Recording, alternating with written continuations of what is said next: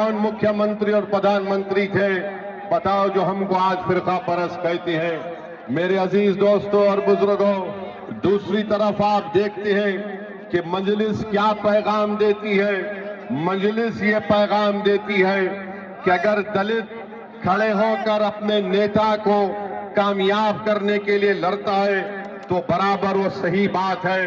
अगर उत्तर प्रदेश के मुख्यमंत्री गोन का ताल्लुक बीजेपी से है, मगर आज आप जानते हैं कि उत्तर प्रदेश में अगर किसी को फायदा हो रहा है तो उस समुदाय को फायदा हो रहा है जिसका अंग्रेजी में लफ्ज शुरू होता है कैपिटल टी से, उन्हीं को फायदा पहुंच रहा है।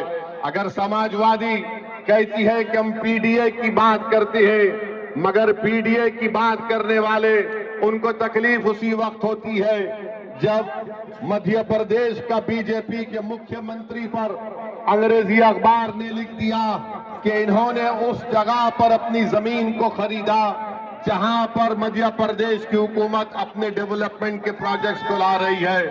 तो यही समाजवादी पार्टी के अध्यक्ष जनाब अखिलेश यादव साहब ने कह दिया कि बीजेपी एक यादव मुख्यमंत्री को हटाना चाहती है, वो फिरका परस्ती नहीं है। यही समाजवादी पार्टी जब वक्फ का काला कानून नरेंद्र मोदी की हुकूमत पार्लियामेंट में बना रही थी, अखिलेश यादव की तकरीर आपके सामने है, सुन लीजिए यूट्यूब पे जाकर उन्होंने क्या कहा, क्या कहना चाहिए था। मेरे अजीज दोस्तों और बुजुर्गों, मुझे आप बताइए, अगर मैं संविधान के दायरे में खड़े होकर आज यहाँ पर कह रहा हूं कि सहारनपुर में लकड़ी का काम मुतासिर हो गया और यहां से कारोबार जयपुर चला गया, तो क्या ये फिरका परस्ती है?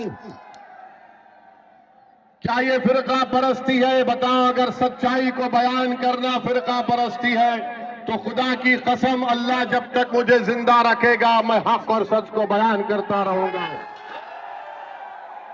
आप बताइए, एनकाउंटर होता है, बुलडोजर से घर को तोड़ा जाता है, कोई अपनी जबान को जुम्बिश नहीं देते, और जब हम कहते हैं तो कहते हैं कि माहौल को खराब करना चाहता है। अरे मेरे भाई, माहौल खराब जो कर रहा है, जो जुल्म कर रहा है, अगर जुल्म करने वाले को जालिम कहना फिरका परस्ती है तो तुम तैयार हो जाओ, हम रुकने वाले नहीं हैं, हम जालिम को जालिम बोलेंगे इंशाअल्लाह ताला। मेरे अजीज दोस्तों और बुजुर्गों, बिहार में पिछले साल चुनाव हुआ, मजलिस ने आरजेडी से कहा, कांग्रेस से कहा, हमारे अध्यक्ष अख्तरुल ईमान साहब ने खत लिखकर राजद के और कांग्रेस के नेताओं को लिखकर कहा कि हमसे समझौता कर लीजिए, हमको सिर्फ 6 सीट दीजिए, हम तुम्हारे साथ लड़ने को तैयार हैं। तो राजद और कांग्रेस के नेताओं ने कहा ये मजलिस फिरका परस्त पार्टी है, हम इनसे हाथ नहीं मिलाएंगे, इनसे बात नहीं करेंगे। आपको बताना जरूरी समझता हूं कि हमारे 4 विधायक को राजद और कांग्रेस ने तोड़ लिया।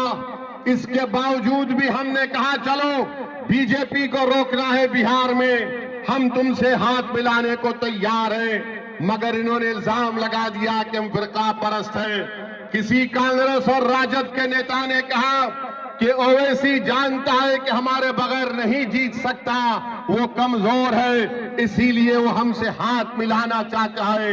मैंने उस वक्त भी कहा, बिहार की सरजमीन और सीमांचल की सरजमीन में खड़े होकर कहा, और आज सहारनपुर की मुबारक सरजमीन में खड़े होकर